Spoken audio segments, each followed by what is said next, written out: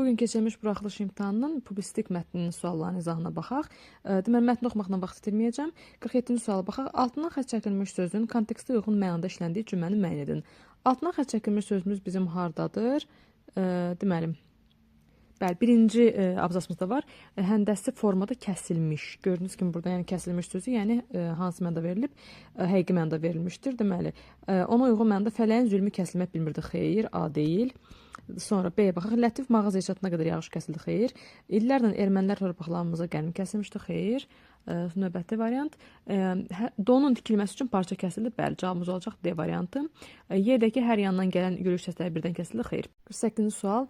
Mətndə üzərində rəqəm yazılmış hansı sözlər məcazi mənadadır? Birinci sözümüz deməli bağlıdır sözüdür. Mozaikanın tarixi Şumer dövləti ilə bağlıdır. Bəli, tarix bağlı ola bilməz. Ona görə də 1 məcazidir. 2-yə baxaq. Orta əsrdə Azərbaycanda tikililərdə maraqlı dekorativ mozaikalar yaradılıb. Burada mozaikalar yaradılıb həqiqi mənadadır. Ona görə 2-ni götürməyəcəm. 3-ə baxaq. Deməli rəngli mozaikalarla bəzədilib. Bu da yəni həqiqi mənadadır. 4-ə baxaq. Deyir ki, buraya muzey ab-havası vermişdir. Bəli, ab-havanı vermək olunur. Ona görə məcazi. Deməli cavabımız olacaq bizim burada 1 və 4. 5-ə də baxsaq, 5-də yəni mozaikasını hazırlayıb. Yəni bu da həqiqi mənadadır. Cavabımız olacaq 1, 4, C variantı. Sonra 49 mətndə sizdən hansı sualı cavablandırıla bilməz? Şumer dövlətində hazırlanan mozaikalarda nə üçün balıq qulağından istifadə edilirdi? Bəli, bunun cavabı yoxdur, çünki yəni bunun səbəbi verilməyib. Cavabımız olacaq A. B-də mozaika hansı materiallardan hazırlanır? O verilib doğrudan. Hazırki dövrdə mozaika sənətindən istifadə edilmir? Bəli, edilir. Nizam metrosunda da hətta var. Şəki xan sarayında mozaikanın hazırlanmasında nədən istifadə olunur? O da verilib, bəli, oradan. Sonra Y variantında mozaikanın tarixi hansı dövlətlə bağlıdır? Bəli, o da Şumerlərlə bağlıdır. Bəli, cavabımız olacaq A. 50. Hansı ifadə nöqtələrin yerinə əlavə edilsə, mətnin məzmununa xələl gəlməz? Deməli, bizim nöqtələrimiz hardadır? Bu gün də təmir bərpa işləri görülsə belə, rəngli şüşələrin orijinallığı deməli olacaq, qorunub saxlanılır. Yəni cavab D variantı. 51. Kvadrat işarəsi qoyulmuş hissəyə hansı cümləni artıraraq mətni genişləndirmək olar? Gəlin baxaq. Bakıda ilk dəfə Nizam metrosunda mozaikadan geniş istifadə olunmuşdur. Daha sonra deyir ki, rəngarəng mozaikalar metroya xüsusi gözəllik verir. İndi gəlin baxaq. Bu mozaikalar xalq rəssamı Abdullayev tərəfindən yaradılmışdır. Bəli. Cavabımız olacaq A variantı. Çünki yəni orada mozaikalardan danışır. Ona görə də yəni biz onun orada yəni biz müəllifin adını verəcəyik. Daha sonra isə cümlə rəngarəng mozaikalar metroya xüsusi gözəllik verir ilə davam edir. Digər mənlərə baxsaq, Azərbaycanda ilk dəfə mozaika burada yaradılıb. Xeyr, bu doğru deyil. Çünki ondan sonra rəngarəng mozaikalar metroya xüsusi gözəllik verir deyir. Yəni sonrakı cümlə düz gəlmir. C variantında Nizami metro stansiyası 3-4 mərtəbəli tikintilər əhatəsindədir. Xeyr. 20-ci əsrdə Azərbaycan memarlığında yeni mərhələ başlayır. Xeyr, bu da yəni əlaqəsizdir. Nizaminin xəmsəsindən epizodlar ilk dəfə fırçaya alınır. Xeyr, yəni orada ondan söhbət getmir. 52-ci sual. Mətndə sizdən doğru fikirləri müəyyən edin. Sadə və mürəkkəb həndəsi fiqurlar orta əsrlərdə yaranmışdır. Xeyr, burada mətndə onunla bağlı bir fakt yoxdur.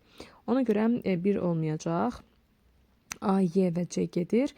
2-yə baxaq. Rəngli şüşələrdən və ağac parçalarından istifadə edilərək mozaikalar yaradılmışdır. Bəli, mətndə bununla bağlı məlumat var. Yəni həm rəngli şüşələrdən, həm də ağacdan. Nizami metro stansiyasındakı mozaikalar hazırlanarkən Nizami Gəncəvinin xəmsəsinə müraciət edilmişdir. Bəli. Deməli 2, 3, 4-ə baxaq. Müxtəlif materiallardan hazırlanan günəş, torpaq, su, bitki və s. təsvirlər bərpa olunmuşdur. Yəni mətndə bununla bağlı bir fakt verilməyib. Yəni 5-ə baxaq. Ölkəmizin müxtəlif bölgələrində mozaikalardan istifadə olunmuşdur. Bəli, deməli həm Ağdamda istifadə olunub, həm Şuşada istifadə olunub, həm Naxçıvanda olub. Ona görə 5 də doğrudur. Cavabımız olacaq burada D variantı.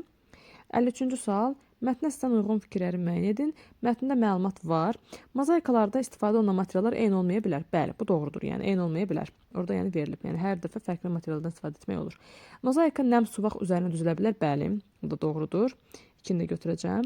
3-ə baxaq. Zaviyyə məscidinin bütün divarları mozaikalarla bəzədilib. Bu yanlışdır. Çünki orada Zaviyyə məscidinin qapısı və pəncərələri deyir. Yəni bütün divarları demir. Ona görə 3 yanlışdır. 3 yanlışdırsa A və D gedir, Y gedir. 1 və 2-ni götürürəmsə deməli cavab olacaq C variantı. Mətndə məlumat yoxdur dedikdə isə Azərbaycanda müxtəlif metro stansiyalarda mozaika sənətinə rast gəlmək olar. Xeyr, mətndə bununla bağlı məlumat verilməyib. Mətndəki məlumat sadəcə Nizami metro stansiyasına əlaqədardır. 5-ci suala baxaq. Milli qəhrəman Polad Həşimovun mozaikası sərgidə nümayiş olunub. Bu doğru fikirdir, çünki mətndə o verilib son abzasda. 6-cıda da deyir ki, Ağdam Çörək Muzeyinin mozaikası bərpa olunmuşdur. Bəli, o da verilib, yəni bu hissədən verilib. Deməli, cavab olacaq C variantı. Deməli, 54. Mətnə əsasən cədvəldəki uyğunsuzluğu müəyyən edin. Deməli, birinci nəticəyə baxaq biz. Bakı metrosu dünyanın ecazkar tərtibatlı metrolarından biri hesab olunur. Nə üçün? Nizami metro stansiyasında mozaikalardan istifadə olunub. Bəli, bir doğru fikirdir, yəni uyğunsuz deyil. Ona görə C-ni çıxıram, A-nı çıxıram və Y-ni çıxıram.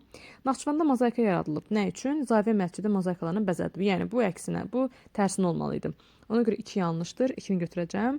3-ə baxaq. Mozaika generalın ailəsinə bağışlanıb. Nəyə görə? Zəfər sərgisində milli qəhrəmanın şərəfinə hazırlanan mozaika nümayiş olub. Yox, bu da yanlışdır. Yəni əlaqəsiz səbəbdir. 2 və 3 cavabımız olacaq burada B variantı. 4-ə də baxsaq, Ağdam Çörək Muzeyinin mozaika hissəsinə ciddi ziyan dəyib. Səbəbi də odur ki, Ağdam şəhəri işğal altında olub. Bəli. Cavab olacaq B. İndi isə açıq sualların izahına baxaq. 55-ci sual.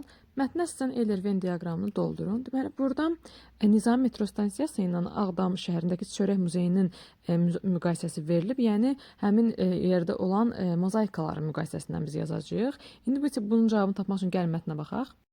Nizami metro stansiyasındakı mozaika yaza bilərsiniz ki, Nizami Gəncəvinin xəmsəsi əsasında yəni yaradılıb.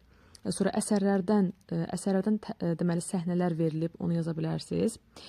Ağdam şəhərindəki Çörək muzeyində isə deməli həm işğala məruz qalıb yazmaq olar, muzey dağıdılıb yazmaq olar.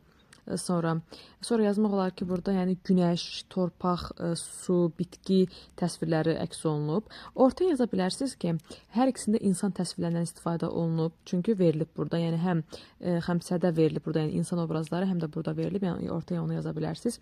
Ondan başqa rəngarənglikdən yaza bilərsiniz ki, hər ikisində rəngarəng mozaikalardan istifadə olunub. Yəni mozaikalar yaradılıb, rəngarəng yəni burada var, həm də burada da var, yəni rəngli sümbüllər. Yəni bu şəkildə yaza bilərsiniz. Yəni çalışın ki, Eyler-Venn diaqramında yazdıqda, yəni həqiqətən də ortaqları ortağa, fərqli xüsusiyyətlər isə qıraqları yazmağı bacarasınız. 56-da ədəbiyyat və sənət birləşdikdə insan ruhunun dərinliklərinə toxunan gözəllik və ahəngdarlıq yaradır. Aforizmdə mətnin hansı abzasındakı fikri qüvvətləndirmək olar?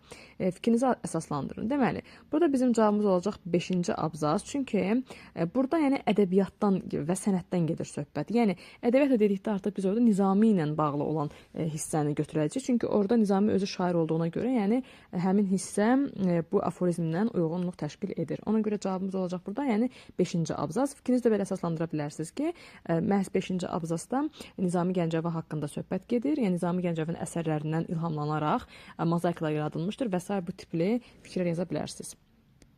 Bugünkü imtahan suallarının izahından bu qədər. Əgər əlavə sualınız varsa, istər qrammatika suallarından, istər mətn suallarından rəy bölməsindən yaza bilərsiniz. Bugünlük bu qədər, sağ olun.